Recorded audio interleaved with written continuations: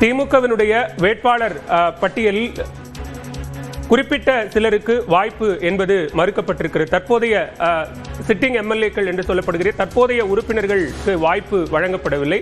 அந்த வகையில் எழும்பூரில் வெற்றி பெற்ற சட்டமன்ற உறுப்பினர் பரந்தாமனுக்கும் அதே போன்று அம்பத்தூரில் வென்ற ஜோசப் சாமுவேலுக்கும் மீண்டும் வாய்ப்பளிக்கப்படவில்லை என்கிற தகவலையும் நாம் பார்க்கிறோம்.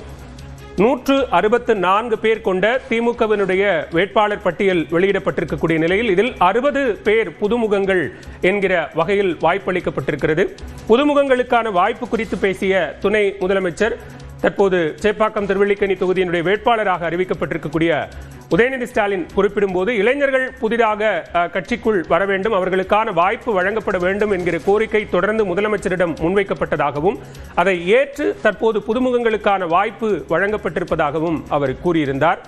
இந்த நிலையில் வேட்பாளர் பட்டியலை அறிவித்த முதலமைச்சர் மு.க. ஸ்டாலின் மறைந்த முதலமைச்சர்கள் அண்ணா மற்றும் கருணாநிதி ஆகியோர் நினைவிடங்களில் மரியாதை செலுத்தினார். மீண்டும் திமுகவே வெற்றி பெறும் என்றும் எத்தனை முறை போட்டி வந்தாலும் திமுகவுக்கு வாய்ப்பு என்றும் செய்தியாளர் சந்திப்பில் தெரிவித்திருக்கிறார். எதிர்வரும் சட்டமன்ற தேர்தலுக்கான தமிழ்நாடு மக்களுக்கான ஒரு செய்தியாக நாளை திமுக சார்பில் அறிவிக்கப்பட இருக்கக்கூடிய வேட்பாளர் தேர்தல் அறிக்கை என்பது நிச்சயம் இருக்கும் என்கிற ஒரு தகவலையும் அவர் பகிர்ந்து கொண்டிருக்கிறார்.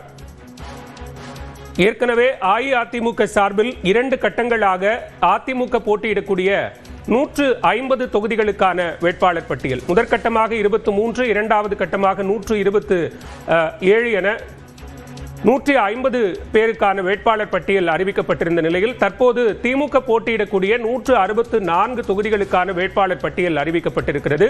அதே நேரத்தில் திமுக கூட்டணியில் இடம்பெற்றிருக்கக்கூடிய காங்கிரஸ், விடுதலை சிறுத்தைகள், மதிமுக, சிபிஐ, சிபிஎம் மற்றும் தேமுதிக, ஐயுஎம்எல், மனிதநேய மக்கள் கட்சி, கொங்குநாடு மக்கள் தேசிய கட்சி, முக்குலத்தோர் புலிப்படை, மனிதநேய ஜனநாயக கட்சி, எஸ்டிபிஐ, தமிழர் தேசம் உள்ளிட்ட கட்சிகள் போட்டியிடக்கூடிய தொகுதிகளின் விவரங்களும் அறிவிக்கப்பட்டிருக்கிறது.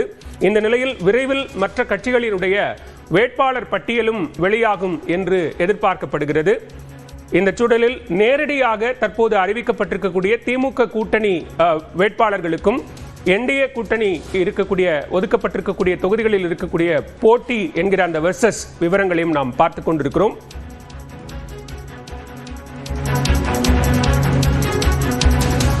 திமுக பிரபலங்கள் போட்டியிடும் தொகுதிகளாக இந்த விவரங்களை நாம் பார்க்கிறோம். கொளத்தூர் தொகுதியில் முதலமைச்சர் மு.க. ஸ்டாலின் தொகுதி, அந்த தொகுதியில் அவர் போட்டியிடுகிறார்.